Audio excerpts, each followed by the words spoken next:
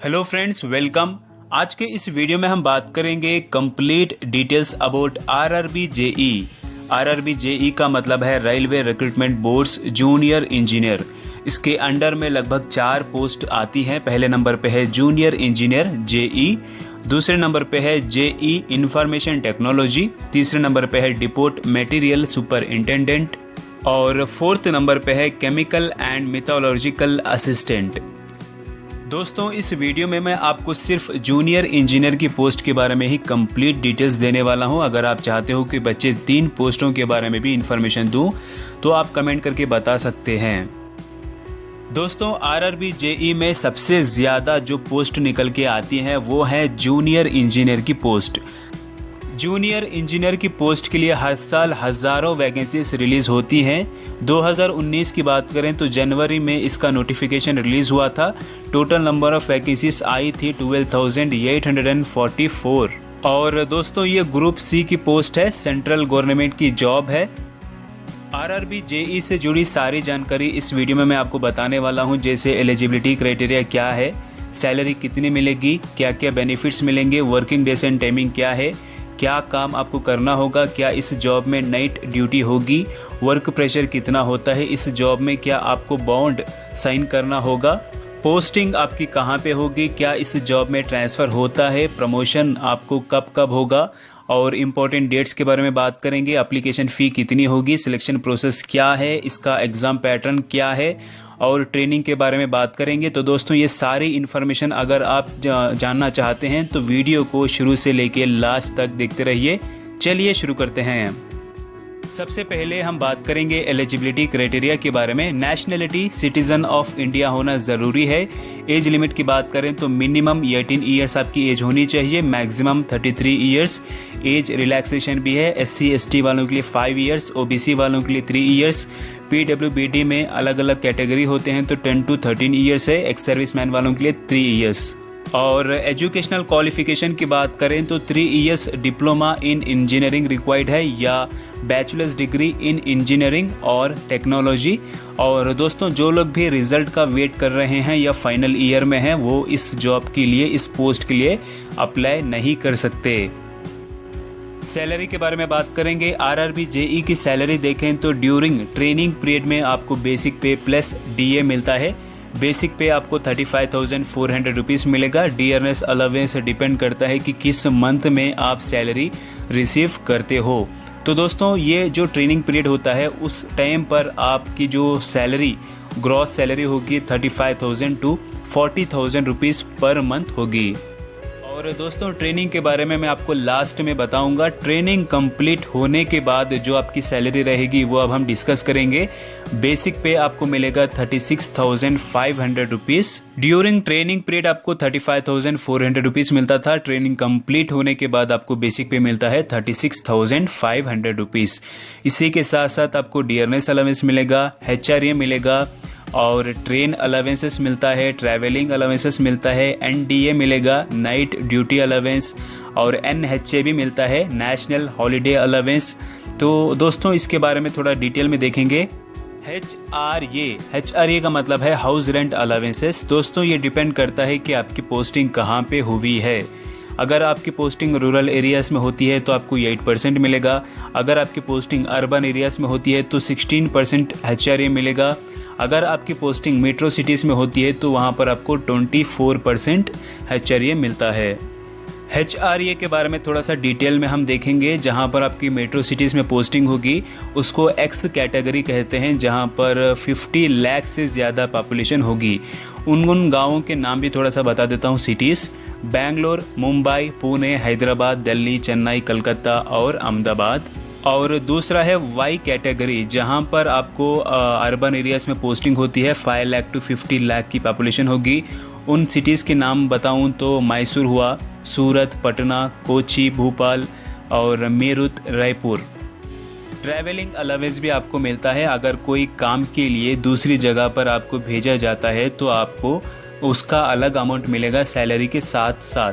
अगर आप 12 आवर्स काम करते हैं तो आपको पर डे 800 रुपीज़ मिलेगा। अगर आप 8 to 12 आवर्स काम करते हैं तो 560 रुपीज़ पर डे मिलेगा। अगर आप लेस देन 8 आवर्स काम करते हैं तो 240 रुपीज़ मिलता है पर डे।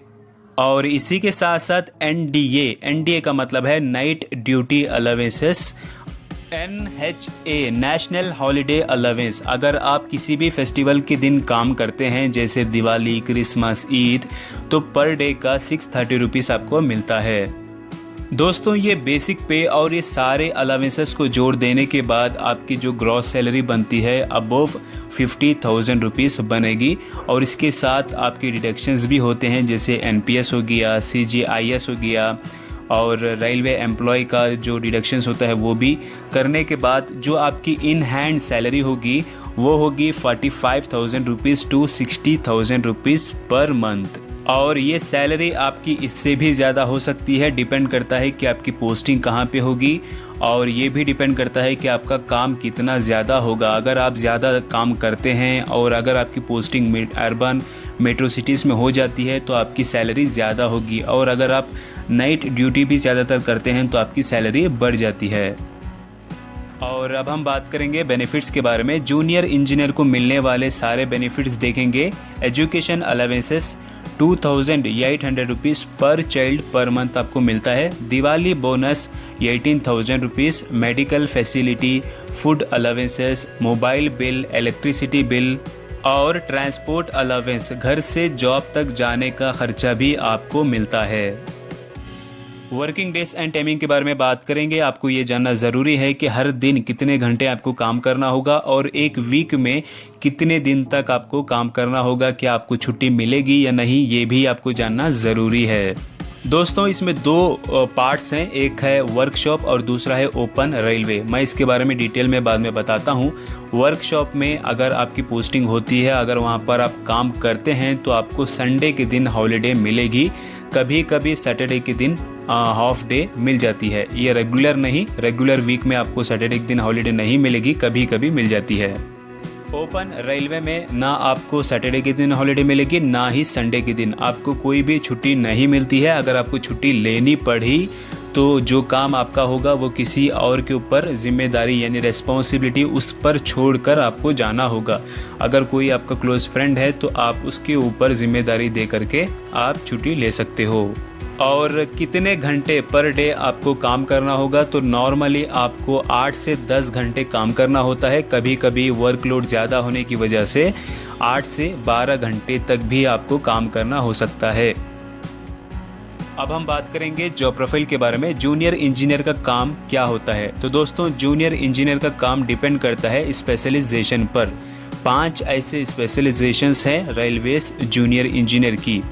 पहला है सिविल इंजीनियर, दूसरा है इलेक्ट्रिकल, तीसरा है इलेक्ट्रॉनिक्स एंड टेलीकम्युनिकेशन और फोर्थ है मैकेनिकल और फिफ्थ है इंफॉर्मेशन टेक्नोलॉजी। जिस फील्ड में भी आप स्पेशलाइजेशन हो उस फील्ड का ही आपको काम मिलेगा।